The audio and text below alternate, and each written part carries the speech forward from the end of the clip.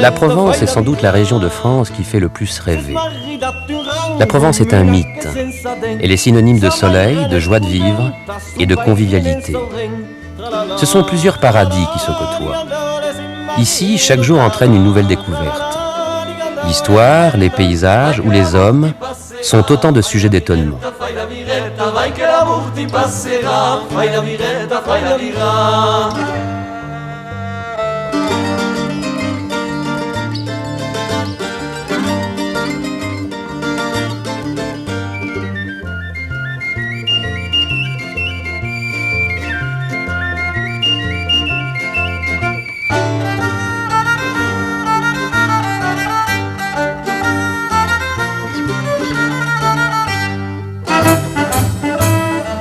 Ce voyage que nous allons faire ensemble nous conduira de la Méditerranée aux Alpilles, puis nous traverserons le Luberon jusqu'au mont Ventoux et nous descendrons la vallée du Rhône en passant par Orange, Avignon et Arles jusqu'en Camargue.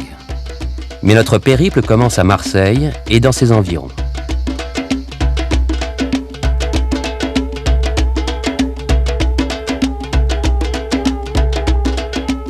On est ici à l'autre bout du monde, comme dans un rêve. Et pourtant, nous ne sommes qu'à quelques pas de Marseille. Ces superbes fjords blancs, les Calanques, sont d'anciennes vallées fluviales creusées par la mer au fil du temps.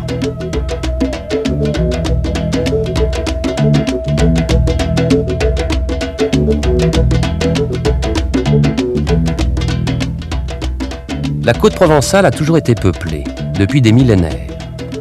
On a découvert très récemment, à 37 mètres sous le niveau de la mer, au bout d'un long tunnel, une grotte préhistorique où l'homme vécut il y a 18 000 ans, la grotte de Cosquer.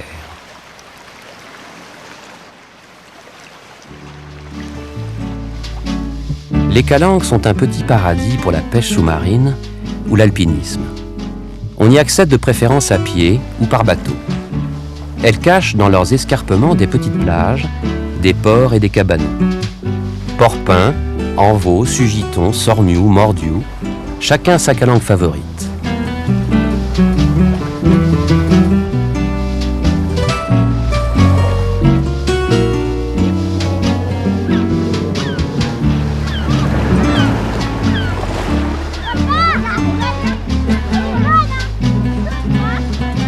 Les Marseillais protègent jalousement ce petit coin de leur cité et à plusieurs reprises ont dû empêcher diverses tentatives de promotions immobilières.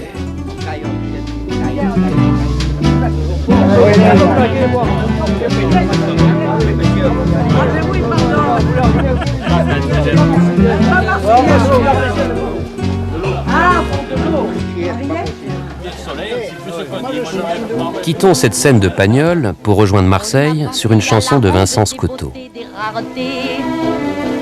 On part à l'autre bout du monde voir un site réputé. Mais pourquoi courir à l'étranger quand nous avons, sans même nous déranger, la Canebière, la bonne mer et le vieux port? Quel joli décor! On ne peut pas trouver un soleil plus radieux, un ciel qui soit toujours si bleu. Bonne mer, la Canebière, il n'y en a qu'une, elle est ici. C'est la vraie gloire du Midi-mer, oui. On a beau dire qu'on exagère, il n'y a rien sur terre qui vaille notre beau pays. 5 kilos de mie. Allez la rivache, vous allez acheter les bigas au prix des morts. Ça bougerait pas si vous pensez, hein. On n'a pas l'aquarium. Allez la bouillabaisse vivante. Les tranchées pères. Marseille, capitale de la Provence, deuxième ville de France, est l'une des 3 plus importantes zones portuaires européennes. Mais ça vous rend bien plus joyeux.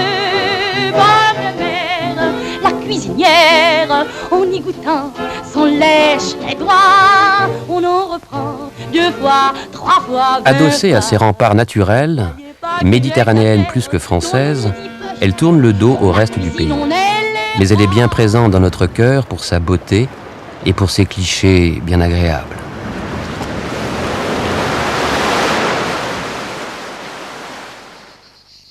C'est ici, 600 ans avant Jésus-Christ, que des Grecs venus d'Asie mineure découvrent une calanque profonde et abritée où ils décident de s'établir.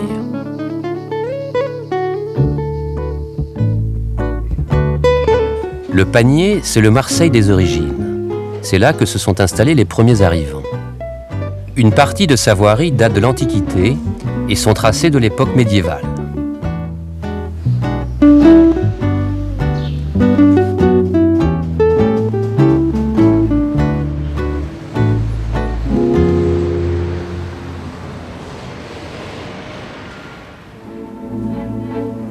C'est Louis XIV qui donnera son visage moderne au port avec la construction des forts Saint-Jean et Saint-Nicolas.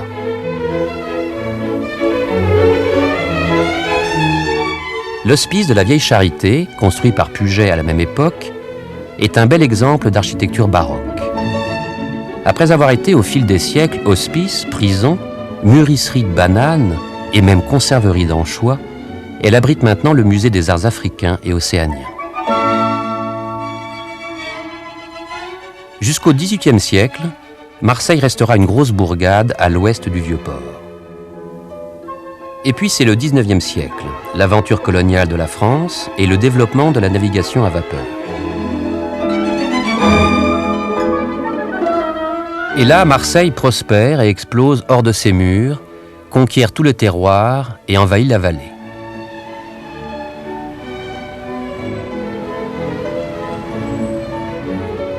Les travaux se terminent sous Napoléon III avec les percées rectilignes comme la rue de la République ou la Canebière et la construction du palais Longchamp, cet incroyable château d'eau qui apporte à Marseille l'eau de la Durance.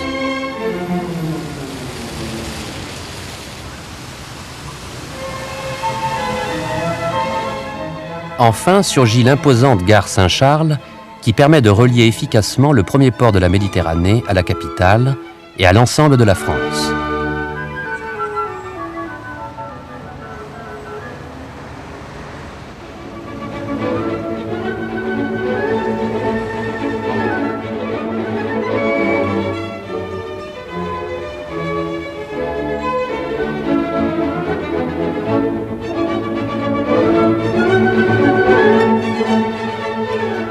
Mais le monument marseillais, c'est la Bonne Mère, Notre-Dame de la Garde qui veille sur les habitants, comme en témoignent ses ex-voto, des centaines de petits tableaux, naïfs et émouvants, exécutés en remerciement d'un vœu réalisé.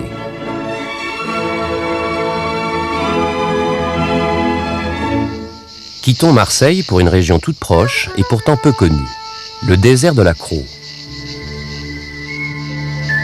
L'ancien delta de la Durance, qui avant d'être un affluent du Rhône se jetait dans la mer, est devenu cet étrange désert de pierre.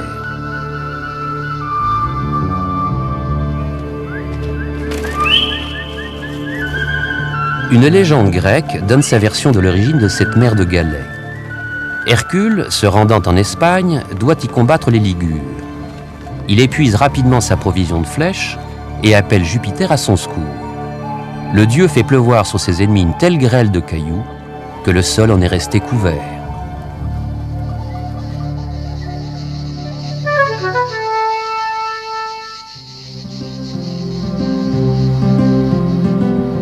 En remontant le Rhône, comme le faisaient autrefois les pirates, nous atteignons Tarascon, ville de la mythique Tarasque, le monstre vaincu par Sainte Marthe et du non moins légendaire Tartarin.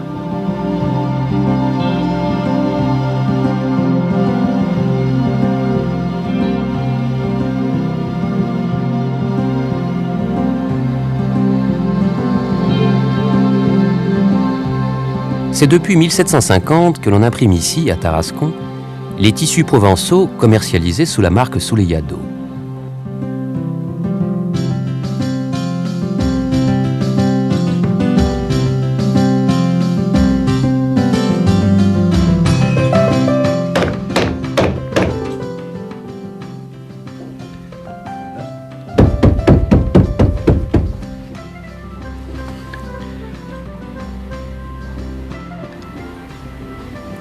Et vous avez autant de planches que de couleurs. Et voilà la magie.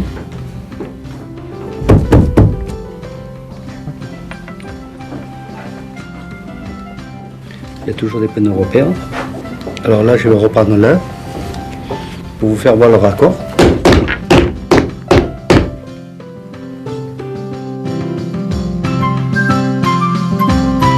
L'affaire est passée dans les années 50 à la famille d'Emery qui l'exploite toujours. Cette ancienneté lui vaut d'avoir une collection unique de 40 000 planches à dessin, créées par des compagnons du devoir et qui permettent de varier à l'infini les impressions de ses tissus. Jean-Pierre d'Emery a rénové l'image désuète du tissu provençal et l'a fait connaître dans le monde entier.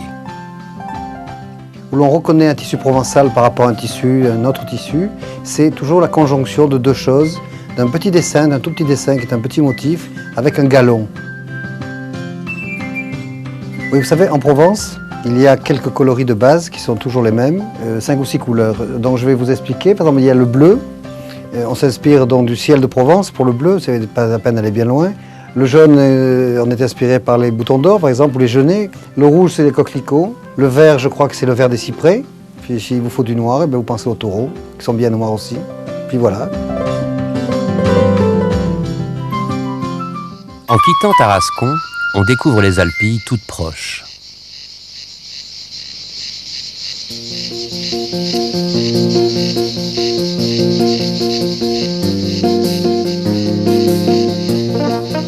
Les Alpilles nous font songer à quelques paysages de Grèce ou d'Italie. De loin, ces collines déchiquetées de 300 à 400 mètres d'altitude donnent l'illusion de véritables montagnes. C'est là que Daudet a situé les exercices alpins de Tartarin de Tarascon.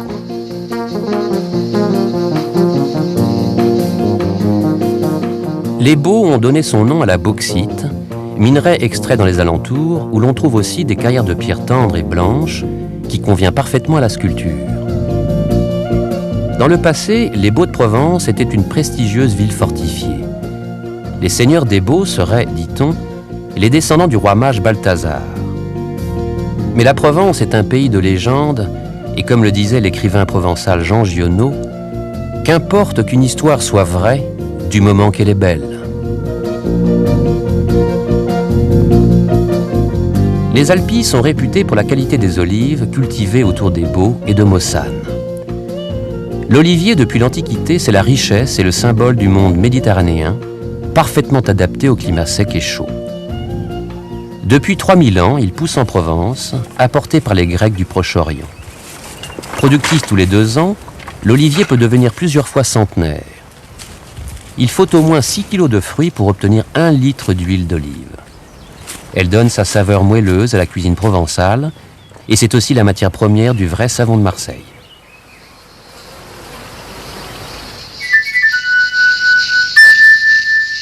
Sur la route d'Aix, la campagne est dominée par la montagne Sainte-Victoire. Cézanne, natif d'Aix, ne put jamais rester longtemps éloigné de son pays. Vers la fin de sa vie, il exécuta nombre de tableaux, une 60aine, de différentes perspectives de la montagne. Toujours entre octobre et décembre, quand la lumière de cette campagne aixoise atteint le sublime. Elle est le symbole de cette fascination, de cet effet magnétique qu'ont eu la lumière et le décor de la Provence sur les peintres.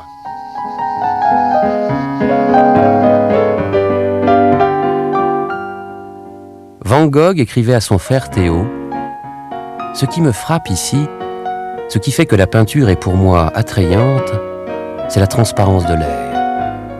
Tu ne peux pas savoir ce que c'est justement parce que nous n'avons pas cela chez nous. » À quelques pas de la Sainte-Victoire, Aix, métropole culturelle au XVIIIe siècle, a gardé sa réputation de ville étudiante. Son université, créée au XVe siècle, a été la première université de Provence. Le raffinement de ses hôtels particuliers et de ses fontaines rappelle la prospérité qu'Aix a connue au siècle des Lumières. Son festival draine les amateurs d'art lyrique du monde entier. En quittant Aix sur cette image de la place d'Albertas, nous nous dirigeons vers le nord pour traverser cette véritable barrière que constitue la montagne du Luberon.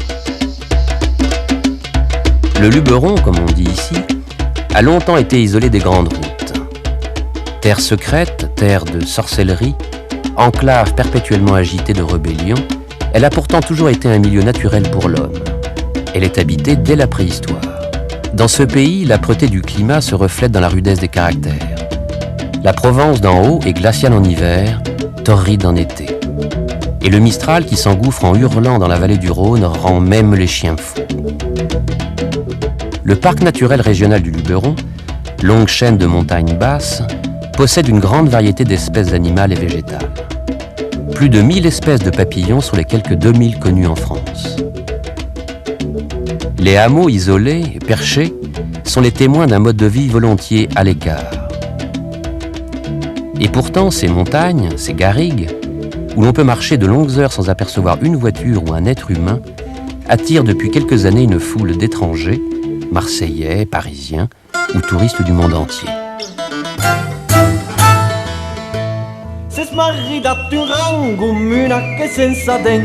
Sa maire n'es contenta, son paire n'en sauren. Tralala, tralala, ligandores sin marido. Tralala, ligandores su marido. Vai che l'amor ti passerà, fai la viretta, vai che l'amor ti passerà, fai la viretta, fai la viretta.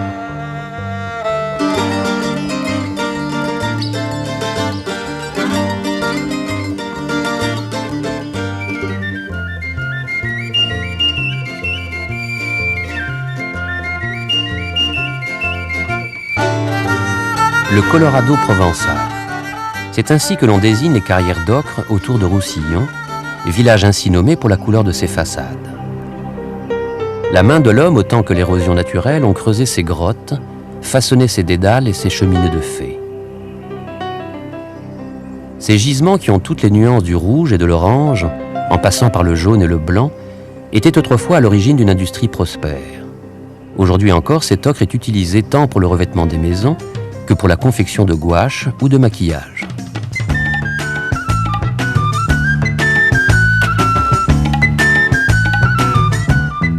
Non loin de Roussillon, à Grand-Bois, nous avons eu la chance de rencontrer Pierre Graille, un centonnier des plus réputés, car ces santons ne sont pas moulés, mais façonnés dans l'argile comme au XVIIe siècle. Comment je suis devenu centonnier? Je crois que je suis né centonnier. On ne devient pas. Et puis j'étais enfant de chœur d'un vieux curé qui était un des plus grands centonniers de Provence. Et quand je lui avais servi la messe, il me recevait dans son atelier. Et il m'a donné le goût du santon. Voyez-vous, si vous voulez, il m'a donné l'idée que le santon, c'était quelque chose de sacré en Provence. Il y a moi, quand j'étais jeune et beau, là-bas, il y a ma première femme, mes 3 filles, mon père qui est mort à la guerre 14, ma grand-mère, et puis le frère de mon père, d'ailleurs, qui jouait à la pastorale, il jouait Jordan. Il me semble que je le revois encore. Et puis ici, alors, vous avez là, ça c'est ma mère.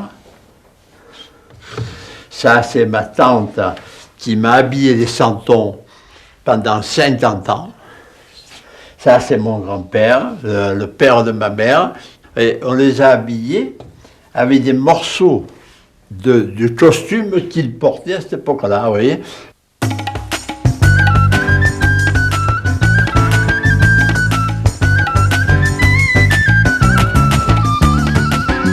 Un peu plus au nord du Luberon, découvrons Sénanque.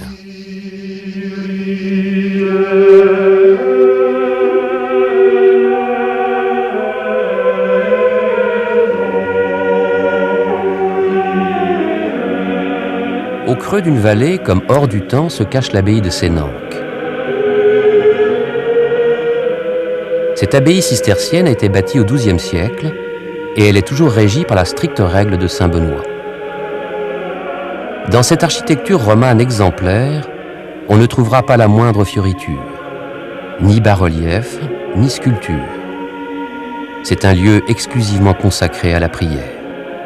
Si on peut aujourd'hui la visiter, les moines qui y vivent restent invisibles. Ils sont en prière dans leurs cellules, ou peut-être dans les champs, récoltant le miel ou cultivant la lavande. La lavande, c'est le parfum de la Provence. Il ne faut pas confondre la grande lavande ou lavandin, avec laquelle on parfume savon et lessive, et la lavande fine, la plus belle, dont l'huile essentielle a des propriétés cicatrisantes et antiseptiques, connues depuis l'Antiquité.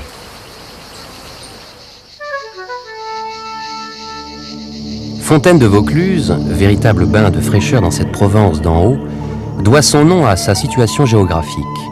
Vallis Claosa, la vallée close ou Vaucluse.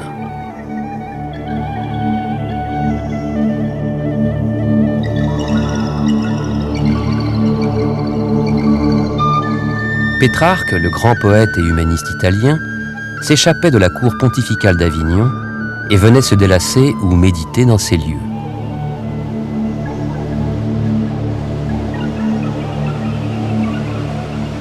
La résurgence des eaux de la Sorgue est une des plus fortes au monde et son origine a longtemps été mystérieuse. Aujourd'hui, on pense qu'elle est due à l'accumulation d'eau de pluie qui forme un fleuve souterrain dans l'enchevêtrement des galeries calcaires du plateau du Vaucluse. Depuis le 19e siècle, on tente de sonder le fond du gouffre d'où surgissent les eaux bouillonnantes.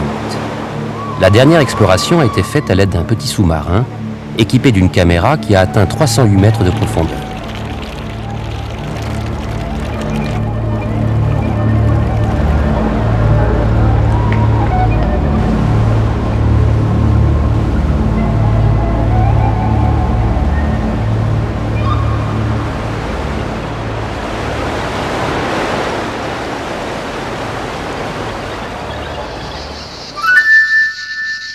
En longeant la Sorgue, à quelques kilomètres de Cavaillon, nous nous arrêtons un instant à l'île sur la Sorgue, réputée pour la douceur de ses ombrages, et qui peut se flatter d'avoir la plus forte concentration d'antiquaires après Paris. Et aussi de sportifs.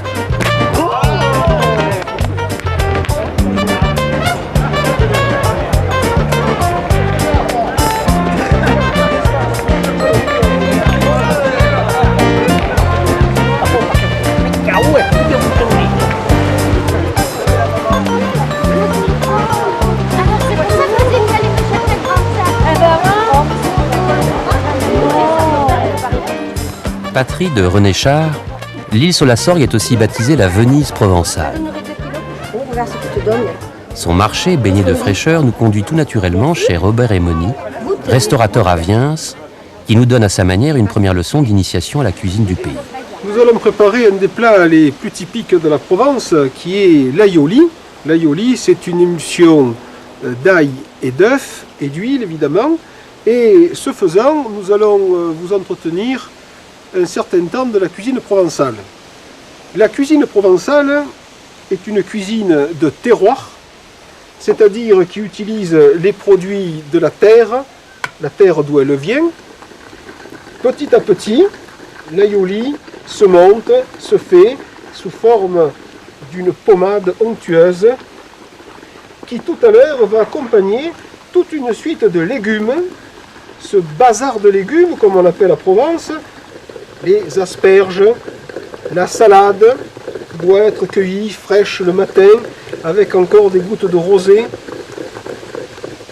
les agneaux de pays, du luberon, du ventoux, les œufs durs, évidemment la morue que l'on a fait dessaler la veille dans de l'eau fraîche et courante, les escargots, les artichauts.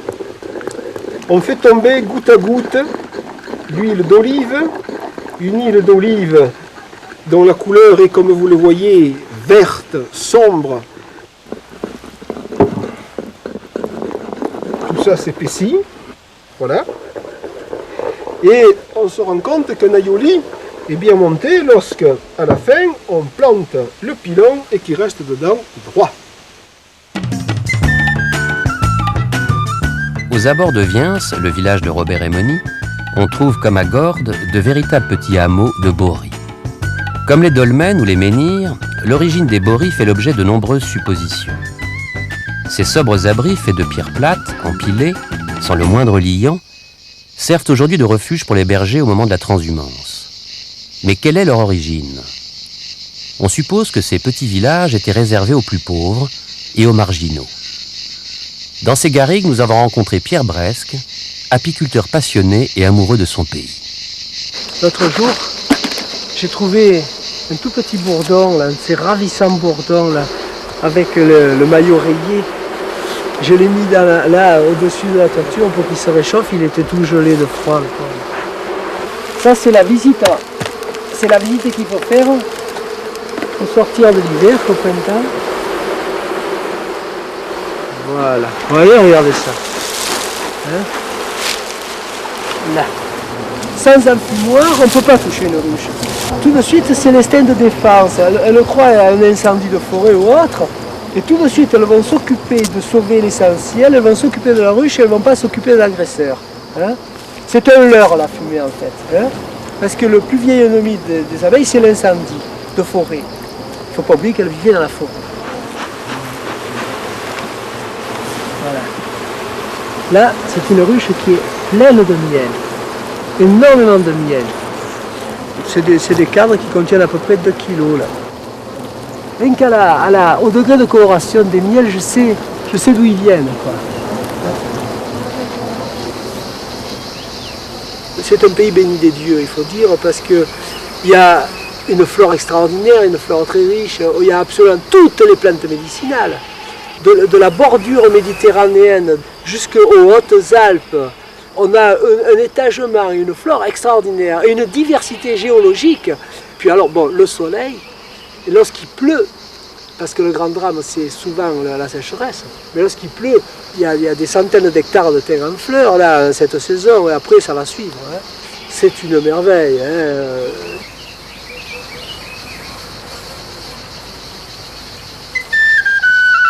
En Provence, le mont Ventoux fait figure de géant avec ses 1909 mètres de hauteur. Il a une terrible réputation. N'est pas fou qui y monte, mais fou qui y retourne. Et pourtant, le mont Ventoux a été escaladé depuis toujours et par tous les moyens.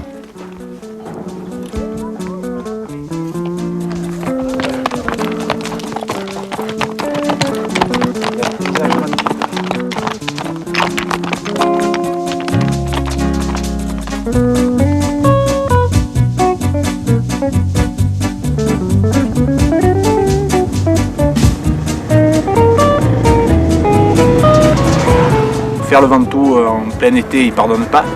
Il n'y a pas que la pente qui fait déjà 10 à 14%, mais il y a aussi le soleil, la chaleur et souvent le vent contraire, le Mistral.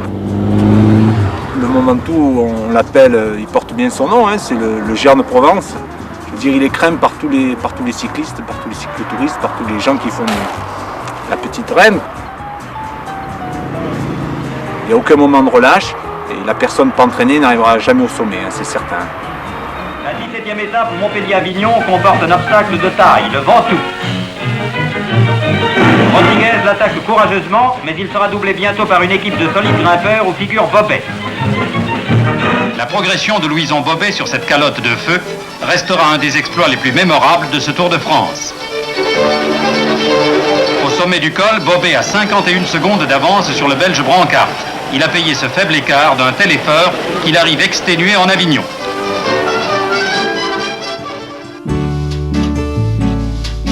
Pétrarque, le grand poète, fait en 1336 la première ascension officielle.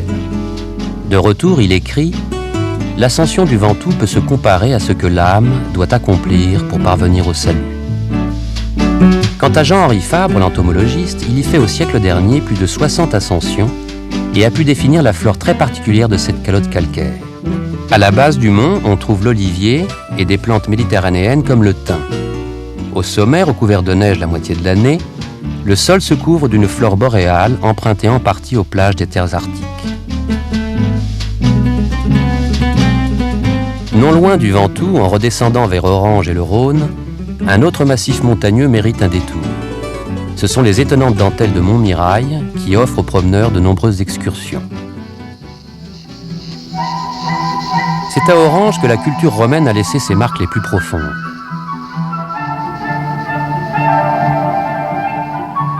Son théâtre, adossé à une colline, perpétue jusqu'à nos jours le goût des Romains pour la poésie et le chant. La plus belle muraille du royaume, disait volontiers Louis XIV.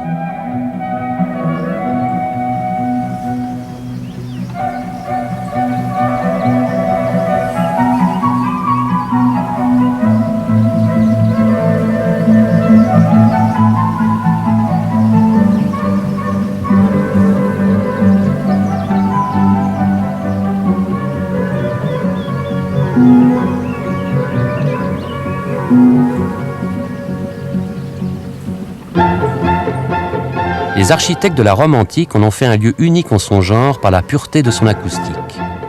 En tout point, les spectateurs ont la même qualité d'écoute, mais l'extrême perfection est atteinte, dit-on, au 20e rang.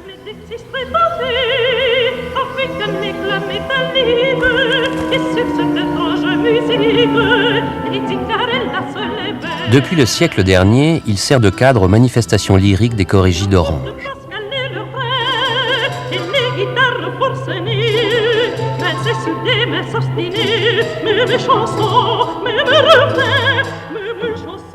Autour d'Orange, les plaines du Comtat vénessin sont de véritables vergers et les haies de cyprès évoquent encore la Rome antique et l'Italie.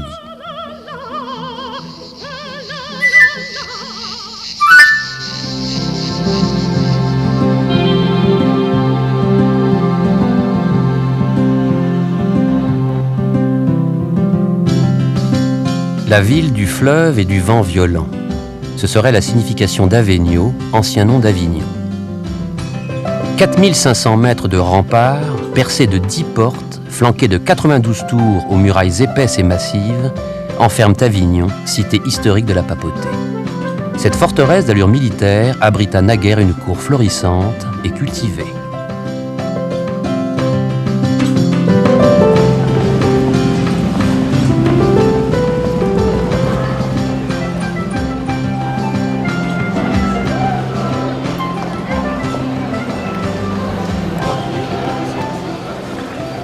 Au XIVe siècle, obéissant aux suggestions, pour ne pas dire aux injonctions du roi de France, Clément V s'installe dans son domaine d'Avignon, alors capitale du comtat vénessin, propriété du Saint-Siège.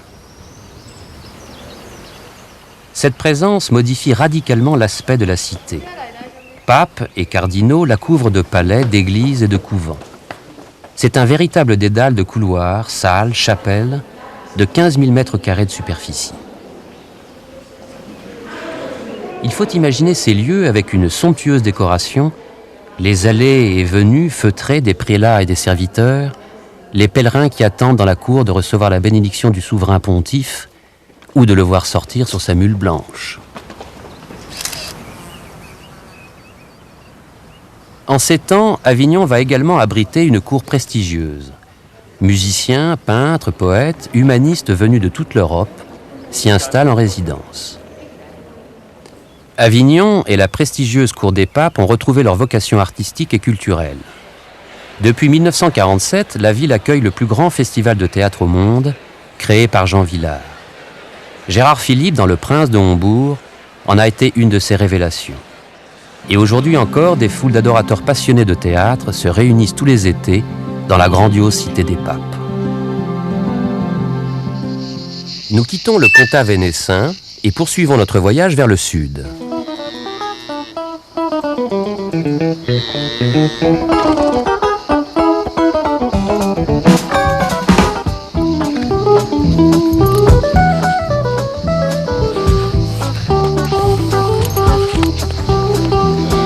C'est gourmand ça. En descendant vers Arles et la Camargue, nous avons rencontré René Coudert qui nous a fait partager sa passion des chevaux et des taureaux. Il nous a surtout beaucoup parlé de rasettage, véritable engouement local. Voilà. Bon, le rasetage, c'est d'avoir un crochet dans la main. Le crochet, ça sert d'enlever la cocarde qui est au centre des cornes du taureau, d'enlever les glands, ces deux pompons blancs là qu'il y a, et d'enlever les ficelles qui sont aux deux côtés des cornes du taureau. Ben, le raseteur, c'est dangereux. Bon, j'ai pris 6 cm de corne qui est rentrée dans mon bras. Et le lendemain, comme il me fallait recourir, que j'avais des engagements, j'étais obligé à raseter avec mon bras troué. J'étais une petite vedette. Bon, je courais beaucoup des petits cup-terrains. Et des fois, ça m'arrivait de faire des grandes arènes.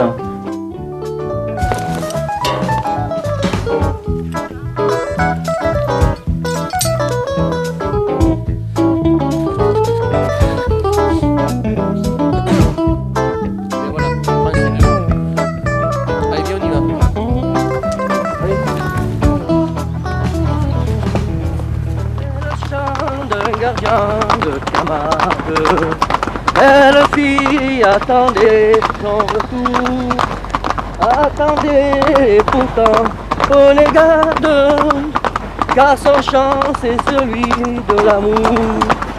La dia, la dia sourire, la dia, la dia voilà.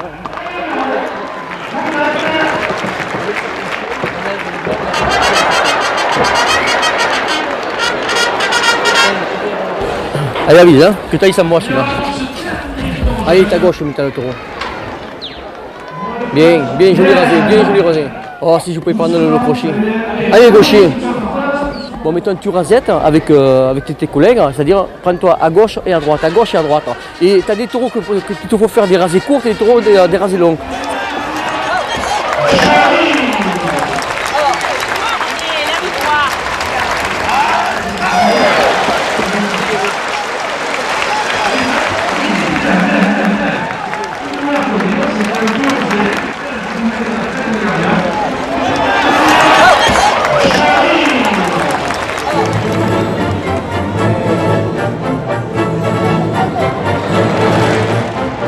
Plus près la barrière.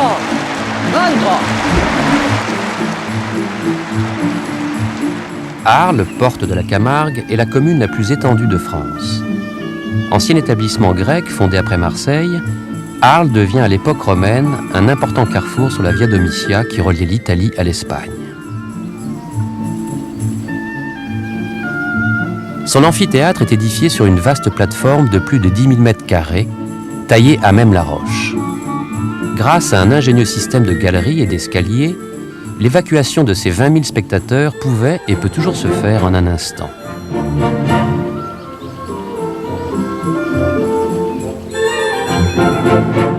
Au Moyen-Âge, les arènes deviennent un refuge contre les envahisseurs. Une petite ville de 300 maisons s'y installe. 3 tours de guet renforcent sa protection.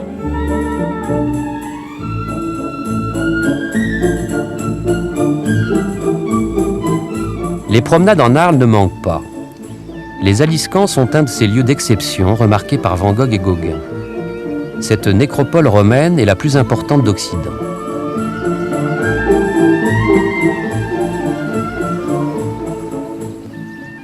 L'église Saint-Trophime, merveille de l'art roman provençal, date du XIIe siècle. Autour de Saint-Trophime, premier évêque d'Arles, les légendes ne manquent pas. Envoyé de Saint-Pierre, disciple de Paul, il aurait accueilli les Saintes Maries à leur arrivée en Camargue et le Christ lui-même lui serait apparu aux Aliscamps.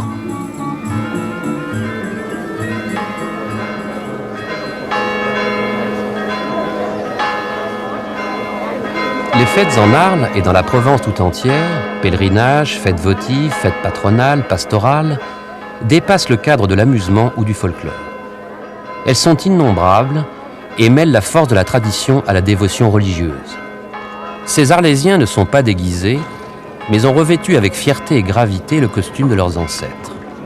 Ils nous font vivre un moment de ce passé qu'ils honorent, en gardant vivantes nombre de coutumes.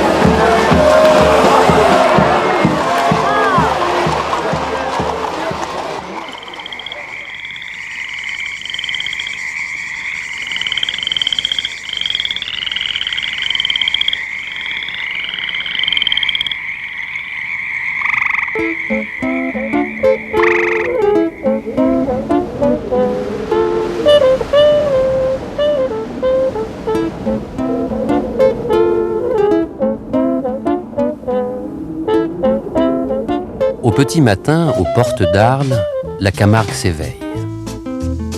La rencontre des eaux de la mer et du Rhône, mais surtout la main de l'homme ont créé ces paysages de bout du monde, entre mer et ciel. Étangs, marais, canaux, lagunes, marécages parcourus de flamants roses et autres oiseaux migrateurs, rizières, sansouirs, ces zones de végétation basse qui poussent sur le sol salé et sont le domaine des troupeaux, camels, ces montagnes de sel au bord des marais salants. Tous ces aspects de la Camargue cohabitent harmonieusement. La création du parc régional a renforcé la protection du site et des espèces animales.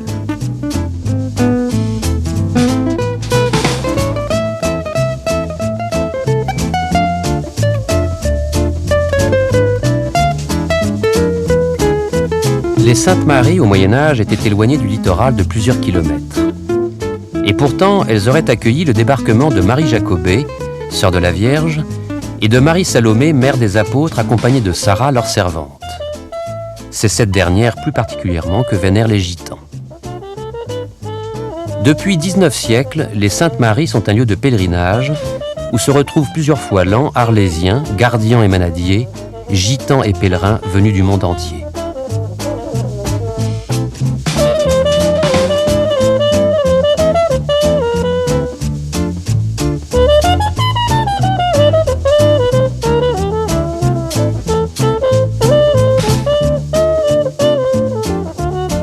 La fin de ce premier voyage approche et les manadiers nous ont permis de vivre avec eux un dernier moment de cette Provence, riche en images, légendes, souvenirs, traditions, riche en beauté, parfums, musique et surtout en dépaysement.